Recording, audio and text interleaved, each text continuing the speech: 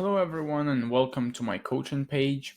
I am International Master Matvey Galchenko. I am from Russia, and for the last 4 years I have been devoted to coaching chess. And my students have had pretty amazing results, I must say. I am working well with advanced students of high levels of 2200 FIDE levels as well, and I am an expert in working with young kids. So I've worked with some young kids from Russia, and I've worked with some young kids from abroad, from Canada, from Norway, from Ireland. I have worked with several types of kids, and it is always going well. And I have a student who is 7 years old and is over 2000 on chess.com, which is pretty amazing. And I have other young stars in chess that show amazing progress. And today I am going to show you a mini lesson so that you could evaluate my coaching and also the level of knowledge. And to do that, we are going to look at an endgame that is presented on the board. And we can see that this endgame is a drawing endgame, because although the endgame, in the endgame white is 2 pawns up, the bishops are opposite colored, which means that if black manages to give up this bishop for the 2 pawns, then black holds a draw. And it's not very difficult with the opposite colored bishops, because black can just play, put the bishop to b3. Let's say white starts with h5. Black plays bishop b3. White plays g5. And black here plays bishop f7, stopping the movement of the pawns and attacking the h5 pawn. Now, if white pushes the pawn, then black is ready to take this pawn. White takes, and black takes, and this is a draw. If white wants to keep these pawns and comes closer with the king, black is just waiting with the bishop on these 2 squares. And it turns out that white can't leave these squares with the king, because once white leaves these squares and wants to come around with this king to come here and then try to promote the pawn, black is already taking the pawn on h5, which also leads us to a draw. So this one is a draw, a pretty easy draw for black to hold. Just give up the bishop for the pawns. And then another question is, how should we evaluate a position like this if we add a pair of pawns on the queen side? A pawn of white and a pawn of black somewhere here. And that probably would be winning, right? Because if black gives up the bishop for the 2 pawns on the king side, we have a pair of pawns here left. So the king just comes closer to the pawn, shoulders the black king, and wins the game.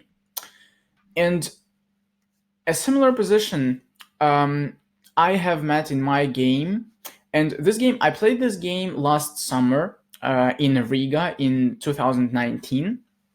And I played this game against a 13-year-old junior who is very promising. But as it usually happens to juniors, they have very good theory knowledge and they have very good tactical understanding. Sometimes they lack positional understanding in the middle game, but what they really lack is the knowledge of endgames. And the game that I played, the position was this one, and it seems that it's winning because the pawns are rushing on the king side, and if black gives up the bishop, then again we have a king, a pawn, and a bishop against a king and a pawn, which is winning. And you can see that I was playing white here, and my opponent was playing black, Artyom Sinavsky from Belarus. And here he played bishop d1, I played h5, bishop e2, king h4, bishop d1, g5, bishop c2, g6, and now you can see that my opponent already has to give up the bishop, because if he moves back with the king, then I am going king g5, and now I start running my pawn here, and then I make a queen, which is of course winning. If my opponent goes king h6 here, then I can give a check from d2, king goes to g7, and then king moves to g5. And now again, I'm going to play bishop c3, h6, h7, and promote the queen. So after I play g6, my opponent gives up a bishop for the pawns, h takes, king takes, but this is winning. Now we come closer with our kings, and he goes here, I go king c7, here, and bishop d4. And he resigns here, because if he plays king a8, I can just move my bishop, and now he has to move with the pawn, and then I will take the pawn with the king, come closer to the pawn and take it, and win the game. If my opponent goes king a6, I can even play bishop b6. So now I force king b5, and then I just win the pawn on b7, which is again winning. He can't come closer to the pawn because I will just play bishop d4, and then I will win the game. So in this case, the position is winning, of course. But coming back to the initial position, it is actually a draw if black knows the right setup. And this is what I'm talking about when I say that the juniors, they lack the knowledge of the end games. Not only juniors, but juniors especially do that. And coming forward, I will say that the juniors that train with me, they always know what to do in the end games, and they always feel confident. And that's a big difference between other juniors, because a lot of juniors, they lack the understanding, and they even sometimes they go for a worse position, but they don't want to trade some pieces, than trading pieces and going into the end game where they are not sure what they have to do. And so in this position, my opponent, who was 21-42, very decent level, he plays bishop d1, which is a mistake. And now I will show you how he should have held the draw. And black should start by playing king g8. Kind of a strange move, strange looking move, because moving the king backwards, we don't think that it helps, but it is not moving backwards. It is actually moving around, because the king couldn't go to g7 because of my bishop that is controlling the square, but the king is headed somewhere. So we can see. Let's say white plays h5, again to hide the king to h4 and then push the g pawn. Black has to play king f7, king h4, and now king e6. And now we can see, this is very important for white, not to put the pawns on dark squares, or not to separate them too much. Because if white plays h6 here, then black can just play d3, and the pawns are stopped. The pawn can't move to h7, and if white comes closer with the king, then black plays king f7, and if white pushes the pawn, then black is just holding a fortress by moving the bishop, let's say to c2, somewhere here. Then it is a draw. And if white leaves with the king, then king g6, of course, is a draw, and then maybe put the king to h7, and then it is a very easy draw, just keep the fortress. So for white, it is important to move the pawns together. And in this position, white could play g5. And after white plays g5, the move king to e6 looked not very natural if you don't know the setup, because moving the king away from the corner does not look natural, because we have to keep the pawns being somewhere close to the corner, right? And so the king is actually going to f5. And now we can see that it is very hard for white to make progress, because if white pushes the h pawn, then the king comes to g6, and the king blockades the pawns. Now, if white pushes the g pawn, then black can even just wait here, or play bishop c4.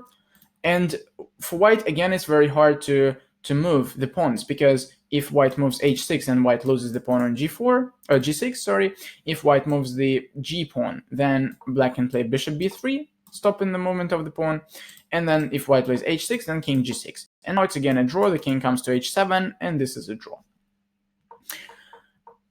And white, it is very important that white can't penetrate with the king, because if you are one move late, then the white king can already take this g5 square before you, and white can win. So it is very important to start running with the king very early to g8 and f7 to be able to then go to e6 and f5. And this way you can keep a draw, this setup. If white goes g5, king f5. Very important to remember this setup, because it is a very practical position, and you can meet it in your games, not once in your life, but maybe even more often. And you have to know that this is still a theoretical draw. Even with the pawns here, even if you add 2 pawns there, it is still a theoretical draw. And it refers to any position where the pawns are here on the fourth rank still, and the king can be here on g3 or h3 somewhere. It doesn't really matter that much. It's just important to remember that it's a draw all the way. The king has to be on f7 and be able to go to e6 to keep the pawns and to keep the king from coming to g5, then to go to f5 in the example that we discussed here. And that way, my opponent could have easily held a draw against me and earned a lot of rating points as well, because he's a junior and his changes in the rating are quite huge. But he didn't manage to, because he didn't study endgames well enough until this game, probably. So this is what I'm talking about when I say that juniors lack the knowledge of endgames. And this is what I'm saying about my lessons, that you will always have the needed knowledge of any type of position. Not only endgames, of course, we also study openings very thoroughly. I have a lot of works on chess base, and I have a lot of lines on various openings. So in that sense, you will never feel unconfident in any opening. And of course, we work on middle games. We work on middle games using literature. We work on middle games using my own examples from my games from experience, as this example on endgames. But on middle games, I also like to include my games in studies, because those games I can explain very well, and those are very understandable examples. I have a big experience of playing. I have started playing chess 15 years ago, and since then I have only gained more experience. So in that sense, we will always have the needed material to study. And the endgames is also very important to always know the theoretical positions in this endgame, of course, in rook endgames, in pawn endings. All of that will be covered during our lessons. So I hope this mini lesson, helped you understand chess a little bit better, helped you find out something new, and helped you find out more about me. Thank you everyone for your attention. My name is Matvey Galchenko, and bye. See you. Take care.